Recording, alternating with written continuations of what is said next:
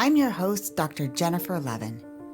I'm a grief therapist and the founder of From Grief to Growth, the host of the podcast Untethered, Healing the Pain from a Sudden Death, and I'm the creator and author of the Growing After Traumatic Loss course. I provide support, guidance, and teachings to help you with the aftermath of chaos, trauma, and grief. Hi, everyone, and welcome to Untethered, Healing the Pain from a Sudden Death.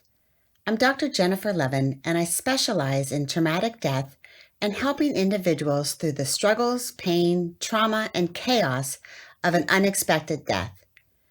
Today's podcast interview is the first of a two-part interview with Kim Cantin, author of the brand new book, Where Yellow Flowers Bloom, a true story of hope through unimaginable loss, which was just released last Friday, April 9th. Kim's book describes the tragic story of what happened to her family during the mudslides in Montecito, California in 2018 after the Thomas fires. In the early morning of January 10th, Kim, her husband, her son, and her daughter were in the midst of trying to evacuate their home when the water rushed in and tore her family apart. In today's interview, Kim shares her grief experiences after the death of her husband Dave and her son Jack from the devastating mudslides, and the way she was able to cope with her traumatic grief. Welcome. Can you start off today and tell me a little bit about yourself and what happened to your family during the mudslides that occurred in Montecito, California in January of 2018? Sure. And hi, Jennifer. Thank you for having me. So a little bit about me is I'm 57, had two kids, a boy and a girl, and loving husband. And now one of my children is up in heaven with my husband, and I have a new identity as a widow. And my daughter survives, so Lauren lives with me. It was January 8th, and there were heavy rains forecasted that night. And we had had multiple evacuations with the Thomas fire that had happened the month prior. And so we were very alert to watching our aware and beware messages on our phone and watching the news. And we weren't in any mandatory evacuation zone, but regardless, I'm a nervous Nelly. So I went and got a hotel room booked, and I told my husband, hey, if it gets heavy rain, we'll have the cars staged out front. We had sandbags up, and we'll go to the hotel with the dog. And so that was the plan. And we went to sleep, and at about 3:30 in the morning, my husband and I both woke up to pounding rain. And so we got up right away, and Dave went to check on different areas of the house. And we told the kids, get up, get dressed, we're leaving. But sadly, what happened was, and we didn't know it was happening, is a part of the mountain gave away with the heavy rains and the landscape that had no foliage on it from the Thomas fire. And so it came crashing down into the village, and across the lane from us was the creek, and there was a couple houses there, but it didn't make the corner of the creek, and a 30-foot wave plumed up to the sky with boulders and downed massive trees, and it crashed down and obliterated my family home with my family in it. And I washed away about 2 football fields away, and was found in an intersection in a debris pile, injured.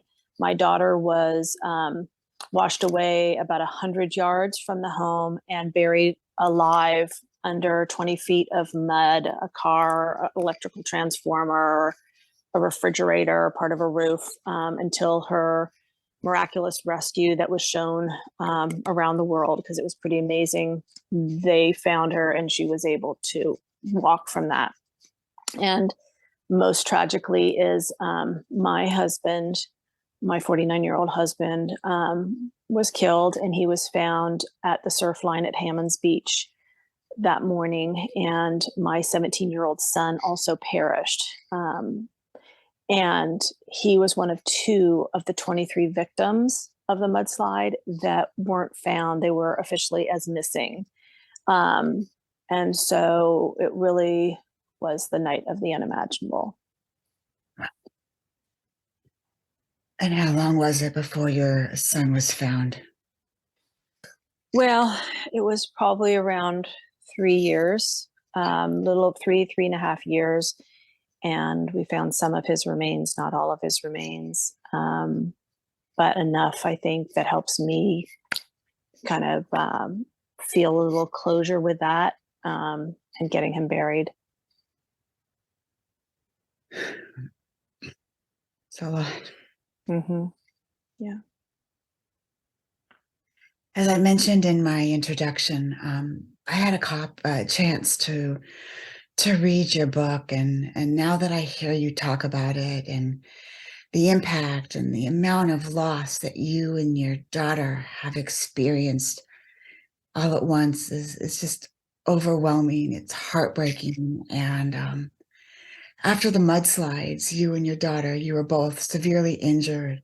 You learned that your husband had died, Lauren's father had died, your home had been swept away, all of your possessions were gone, your son was missing, presumably dead. Can you describe what was your grief like early on after those mudslides occurred? Early on, I think it was shock and disbelief. I was transported into a hospital. It was shock and disbelief, and they sedated me. Right, I was in a lot of pain. I had painkillers because I was so injured. So there was just so much going on, because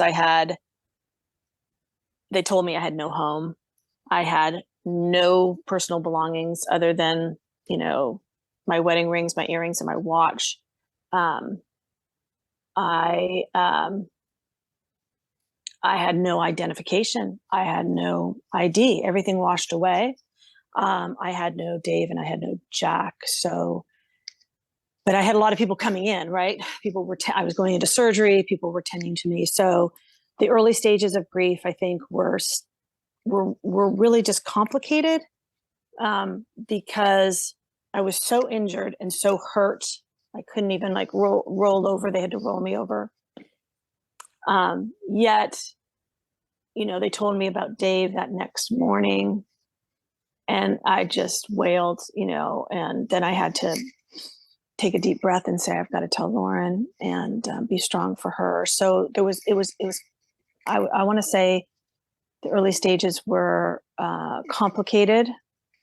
I was in shock. I was in disbelief, and I had to mobilize mentally immediately for my daughter so that she felt she had a safety in her mother, that I was still her mother and I was going to help her through this. So I really felt that. So I hope that answers your question. That's kind of what I remember of the first part of my grief. Yeah. Was it easier having her to focus on? Yeah. I think look, it had happened a different way and I was the only one left, I might still be in the fetal position. But I had a job to do, and I really kind of framed it for myself of Dave's got Jack and I've got Lauren, and we're still a family. We're a virtual family, but we're a team. We've always been a team, and I'm going to take care of Lauren, and I know he's taking care of Jack. And so that helped me, just how I framed it in my head. And I think even the search for Jack gave me a purpose that, although it was really brutal, right, to have to go out for 3 years searching, I had a purpose. I had to take care of Lauren. I had to go find Jack. And I think in a way it was life-saving for me. Yeah. I know also early on, there was a lot of publicity about the Mm-hmm. mudslides. Mm-hmm. And I believe even there was a picture of your daughter's recovery on the cover story of a Mm-hmm. national magazine, which you even mentioned. Mm-hmm. Yeah.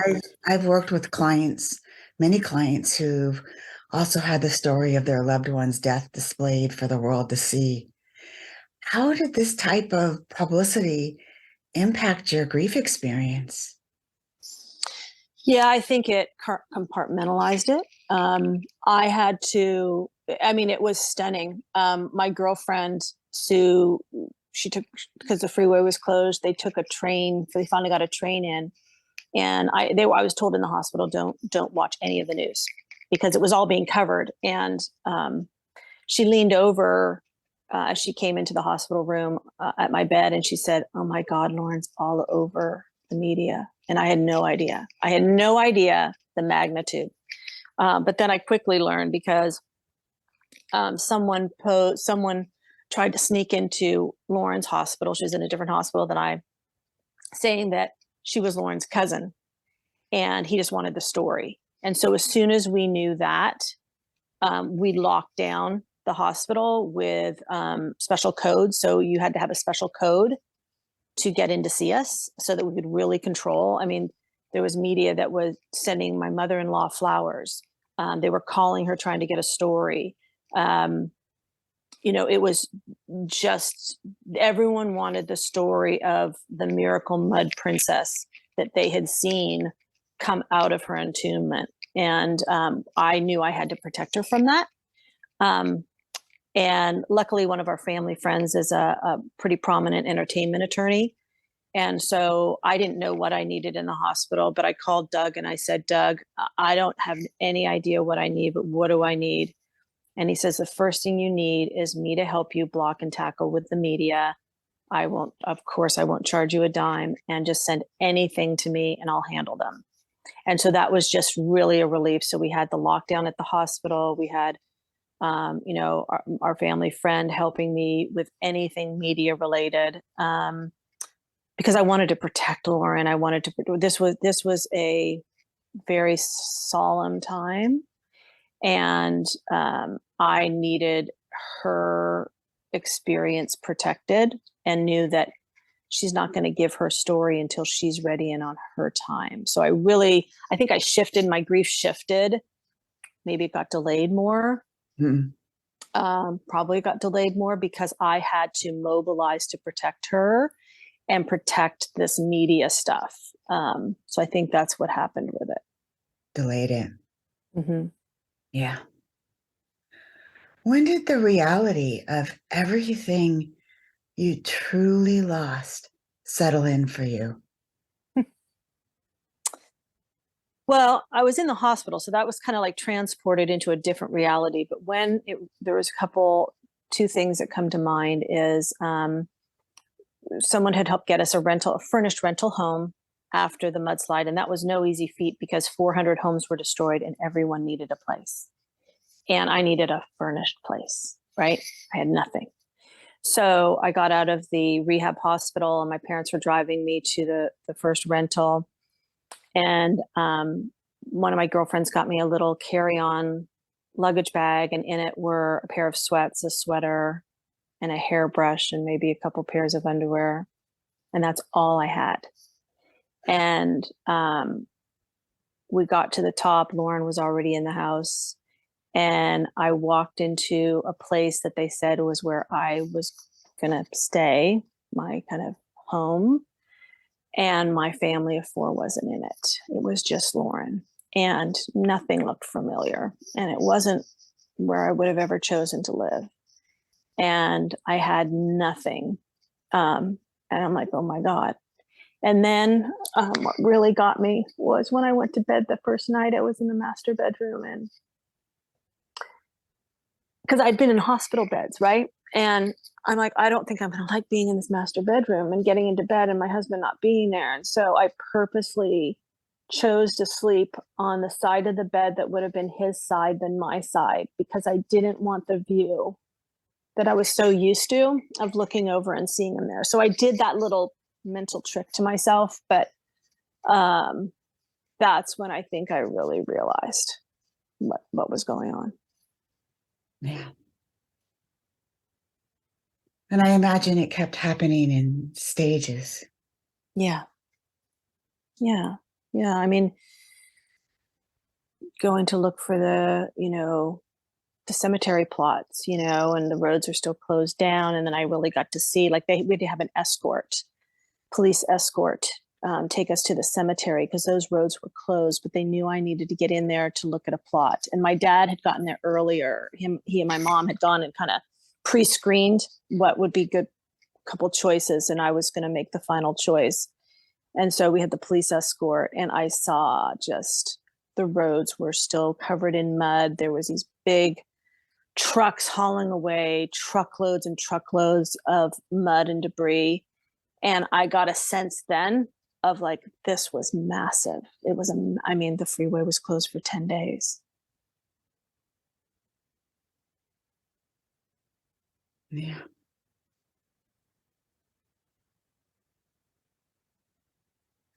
So, one of the hallmarks of living with an aftermath, or I should say, living in the aftermath of a sudden and unexpected death, is the surrounding uncertainty and unanswered questions that loved ones such as yourself have to endure during the grieving process. Mm-hmm. And your situation definitely illustrates this. In your book, you talk so much about all of the unknowns and the uncertainty that you struggled with. Mm-hmm. You were constantly trying to learn more about what happened to your husband, Dave. Yeah. You were in the relentless search for clues related to where Jack's remains were. And there were so many unknowns about what was going to happen to your future. Yeah. Lauren, your daughter, was going to cope with the day-to-day struggles that were being thrown your way. Yeah. How did you exist with all of these feelings of uncertainty and unknowns that you were just constantly dealing with?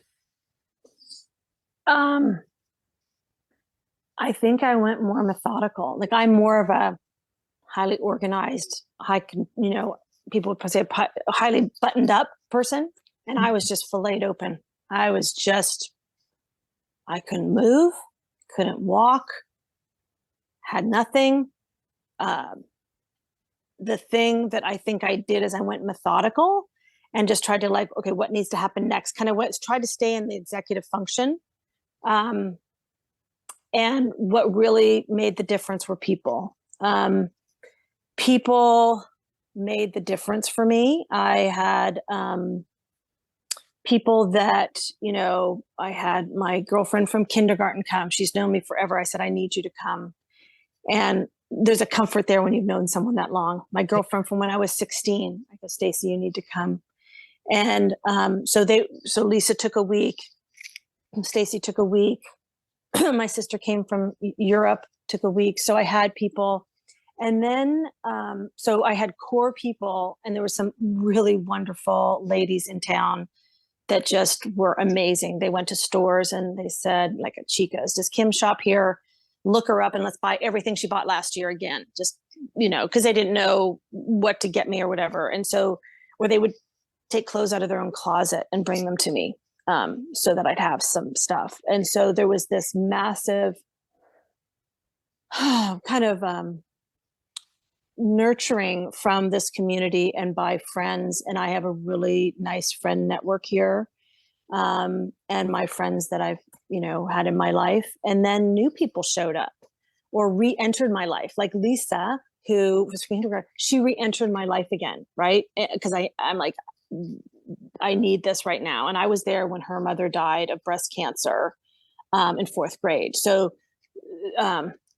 what happened was there was people made the difference, and I was open and vulnerable and needed people and knew I needed people, and new people showed up for me, like the Sacred Search team, right? Like, there was people who I never knew before who were kind of my angels who re-entered or entered my life. And I'm a pretty good read of people because I was a sales, most of my career sales and marketing. So I'm a pretty good read of people. So I listen to my intuition. If someone doesn't feel safe, I listen to that. But these people felt really safe. And so I think it's people. People made the difference, and compassionate people made the difference. Mm. So I'm hearing you say that you were able to tolerate the uncertainty and the unknown with the right people in your life. Yeah. Yeah. Yeah. Yeah. I mean, So I didn't like it. I certainly didn't like it because I like answers. I like them fast. I'm a directive. I like all that stuff. And I got none of that. It was like God's little lesson for me. Like I was getting none of it, but I had to learn to trust and trust the process. yeah. So the questions didn't necessarily get answered, but the people made it bearable. Yeah, they really made it bearable. Their kindness made it bearable. Yeah.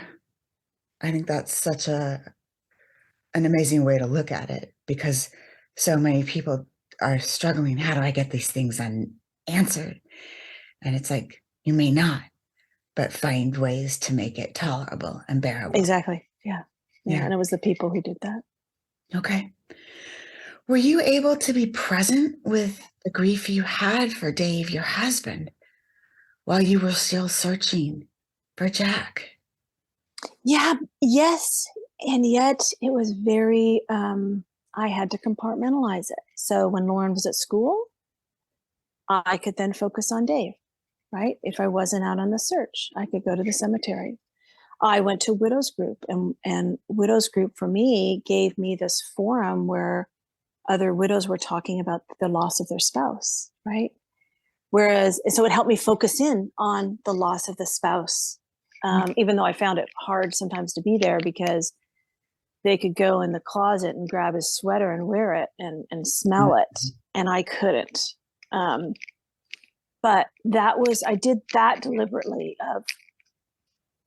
of carving out time. He certainly didn't get enough time, and that's why I think my grief has been extended because I had so much stuff going on, and I tried to look at what could I do to honor him. He really loved his high school he went to in Rhode Island. Loved it, and it was this goofy little prep school. Even though he was a day student, there wasn't a ton of wealth there, and so but he loved the school, and so they really wanted, do something for Dave and wanted some donation. And I just sat with it. And then I thought, there was a scout camp nearby that burned down in one of the fires. And that's where 10,000 kids would go each year from Southern California for this outdoor camp.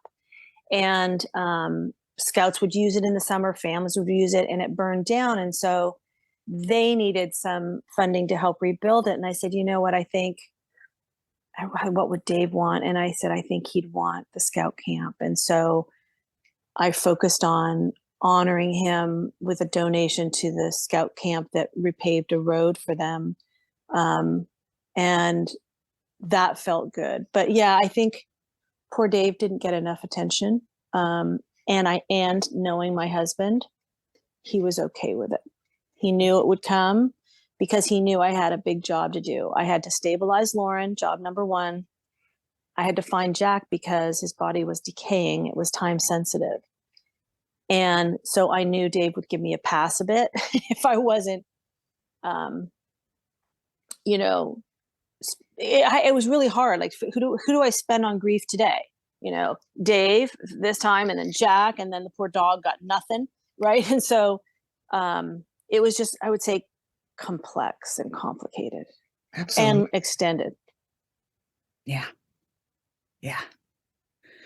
What type of grief support did you get throughout this entire process?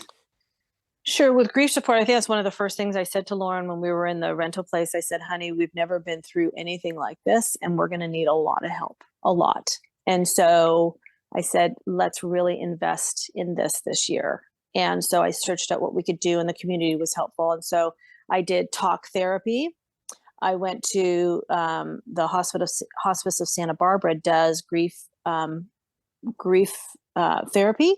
And so Lauren and I each got our individual therapist. So I did that once a week. The Cottage Hospital put on a program called How We Heal, and it was a group meeting for the survivors. And that I found phenomenal. Hearing from other people who got what I went through was probably the single most important. And then I did EMDR for trauma. I did the widows group. So I was like, every day I'm having something going on. I did Reiki therapy, which I found very helpful for me. I did, and this is newer to me, was intuitive readings. And that was profoundly helpful. My friend had set that up for me while I was in the hospital with a renowned medium, Suzanne Giesman, who used to be a high-ranking person in the Navy. And what was so helpful with the readings is I got to hear that Dave and Jack were okay, and they were in pure joy. And they would say, "We're okay. We're okay. We love you. We're okay. We're here. You just can't see us."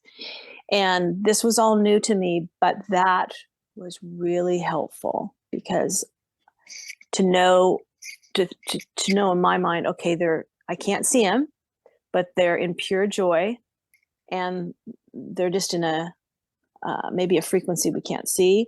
That was really helpful. So, and then what else did I do?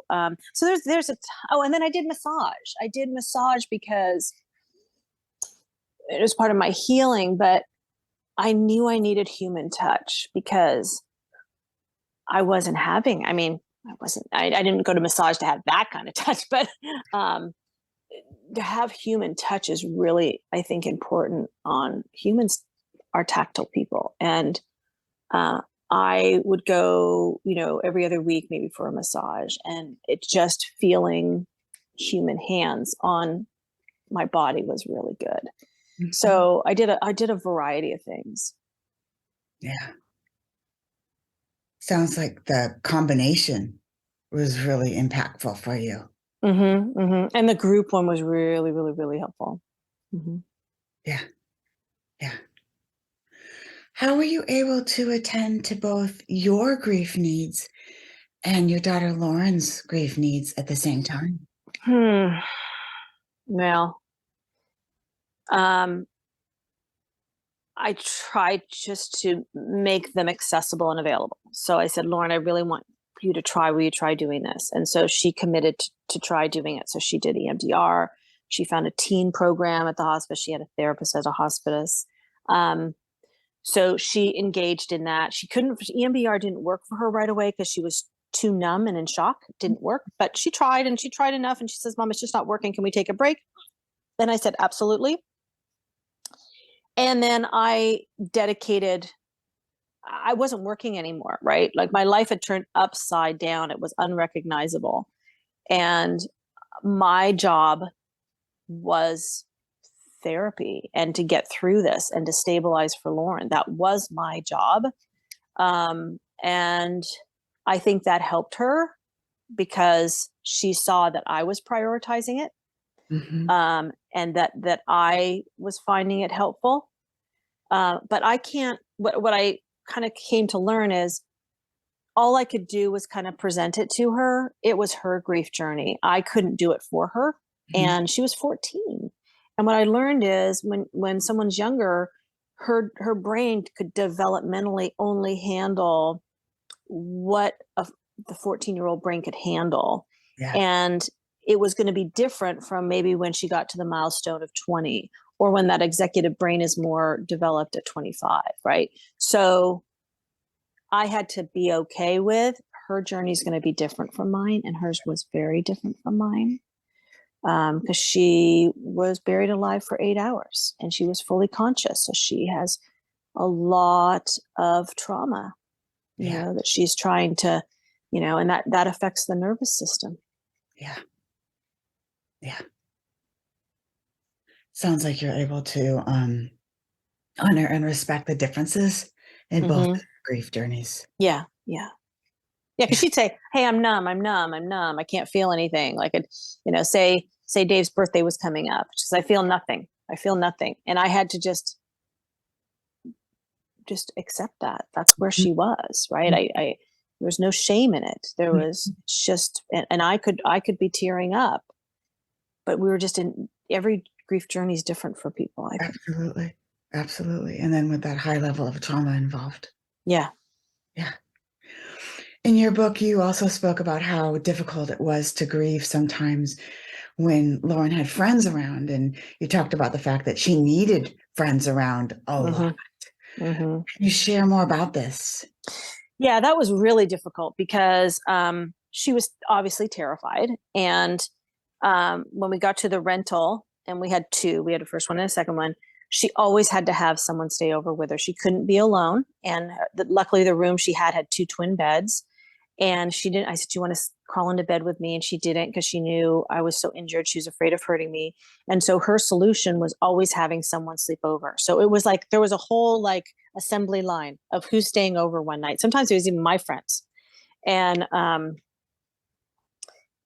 was it was good. And then friends would always come to our house. So maybe a bunch of 4 or 5 middle schoolers would come over, and they'd be making bracelets, or they'd be playing Uno, right? And so there was always this stuff going on in the house, which I knew was really good for Lauren, but it really made it so I couldn't let my hair down and feel like it was my house to just grieve, to sit in a chair and cry if I wanted.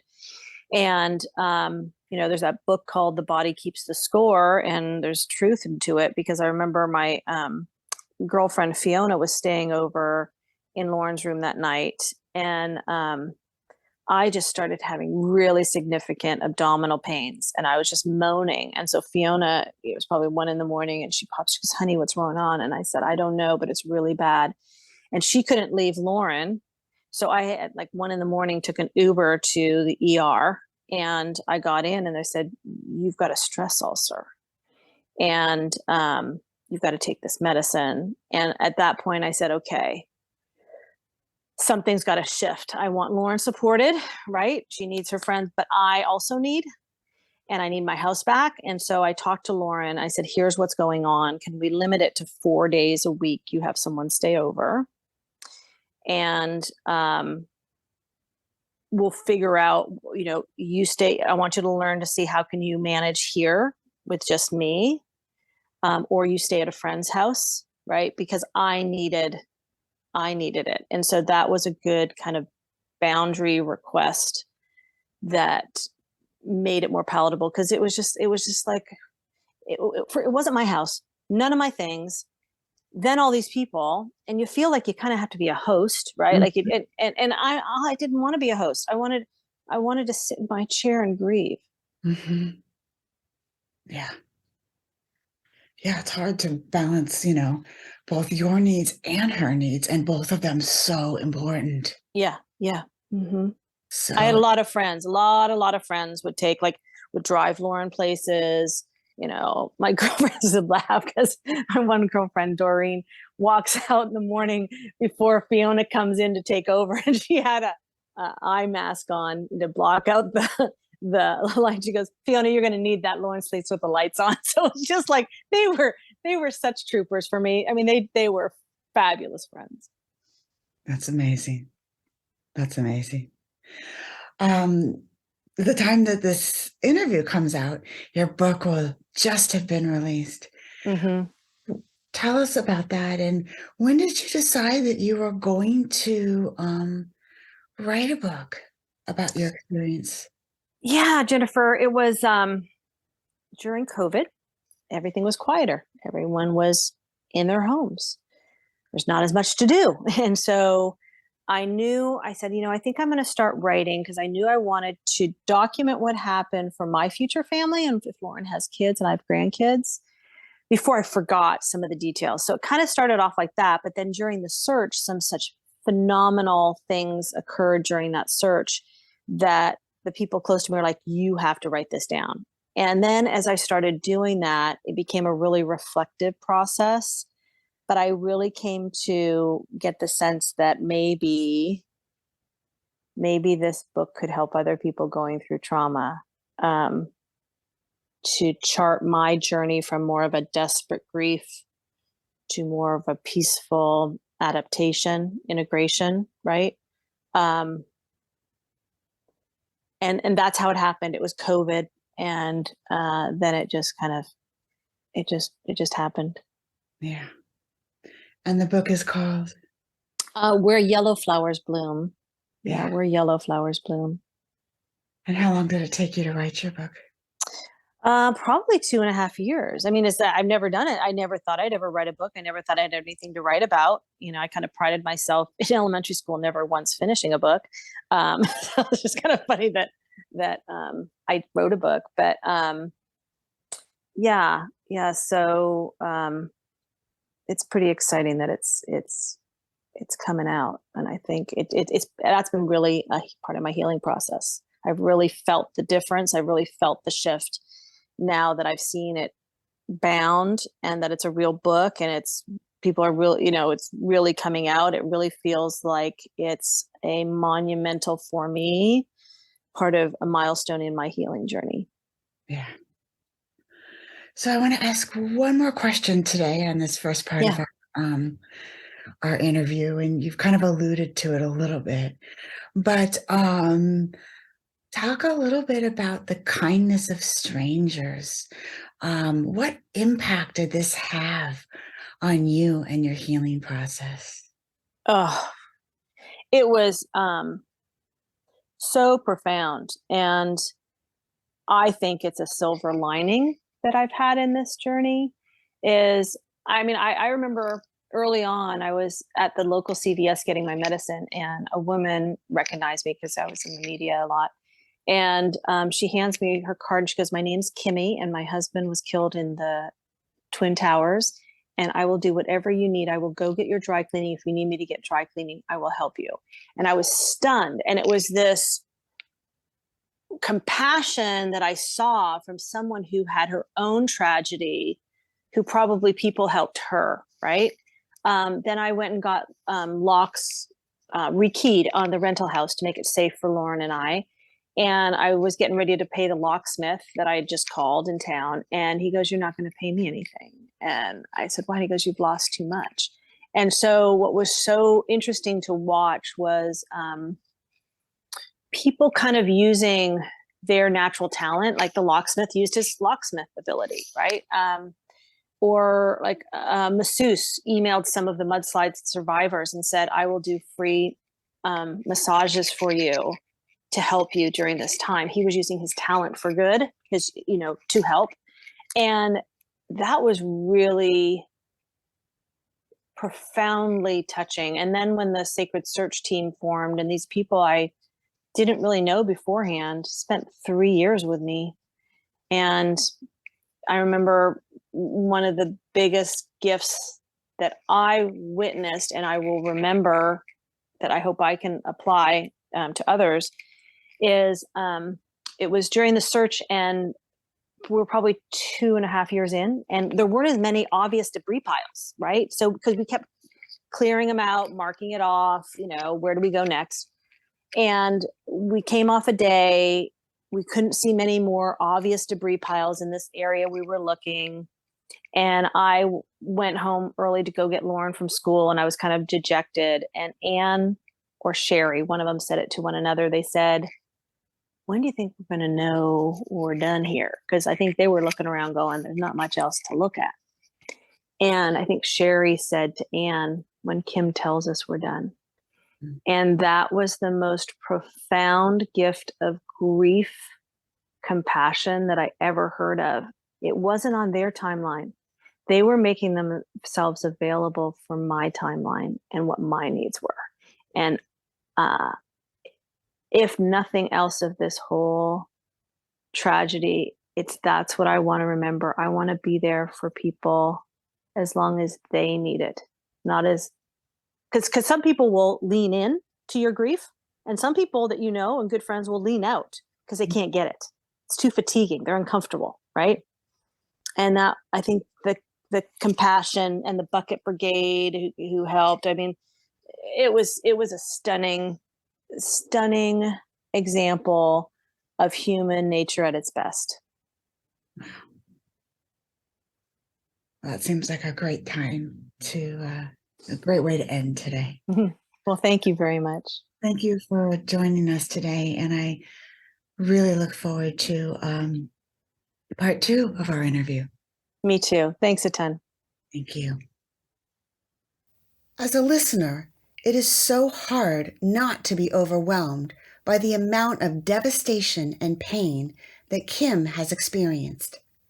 Not only was Kim physically injured and traumatized in the mudslides, but her husband was killed and her son also perished, and his remains were missing for approximately 3 years. As a listener, it was so hard not to be overwhelmed by the amount of devastation and pain that Kim has experienced. Not only was Kim physically injured and traumatized in the mudslides, but her husband was killed and her son also perished, and his remains were missing for approximately 3 years. As a mother, she was focused on the healing and well-being of her daughter, who was buried during the mudslides. In addition to the overwhelming and trauma and grief she experienced, the non-death losses were also immense. Kim lost all of her family's belongings in the mudslides, the photos, the clothing, and the other keepsakes, which are so important in providing safety, comfort, and connection in grief and stabilization to heal from trauma, were also gone, forcing Kim to start completely over. There were several themes that stood out for me during the time I was able to spend with Kim. First, I was amazed in her ability to just trust the process. Now, in many ways, she did not have a choice. In the beginning, she was so injured, she was unable to roll over in bed, and she was in a separate hospital from her daughter. So she had to learn right away that she was not going to be able to do this on her own.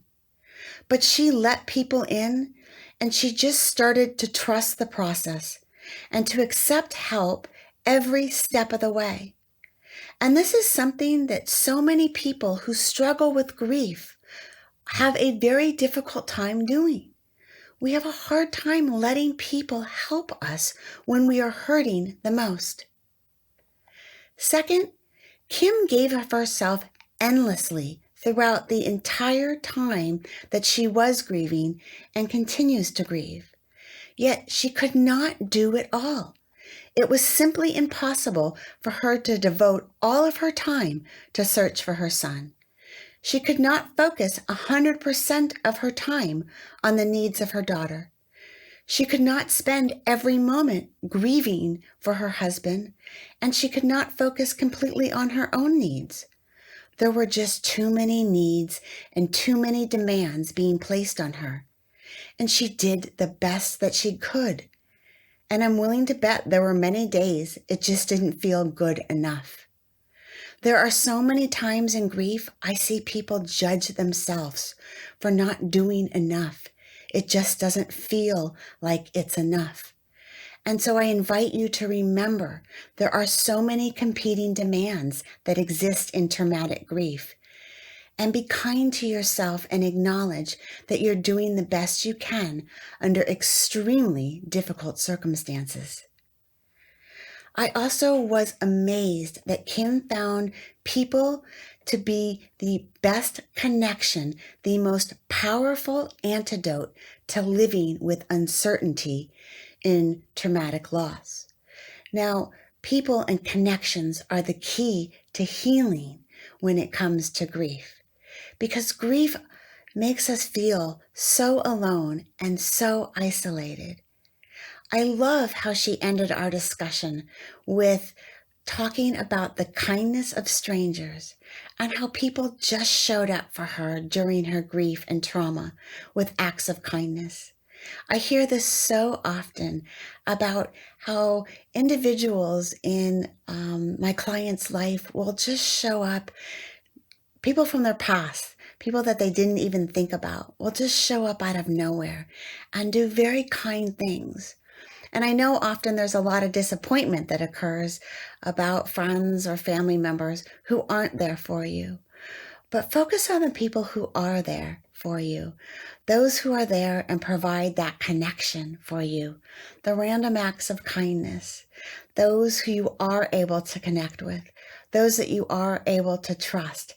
And Kim talked about how that was such the huge, or I want to say hugest, Kim talked about how that was such key to her healing. Now, if you want an opportunity to connect with Kim, please join our Facebook group talking about the podcast Untethered with Dr. Levine. Kim's biography is posted along with her contact information if you'd like to connect with her. Our next podcast is going to be on April 26th, and Kim will return for the second part of our interview. In part 2, Kim shares where she is in her grief 5 years after the mudslides, and we explore concepts such as hope, finding happiness, and how she plans to honor her husband and her son who died in the mudslides. Thank you so much for joining today's episode of Untethered, Healing the Pain After a Sudden Death. For help with sudden death and unexpected loss, please sign up for my free mini course where I teach you about the 3 truths about living with a sudden and unexpected loss. Please visit www.fromgrieftogrowth.com to sign up. Bye for now. Thank you for listening today.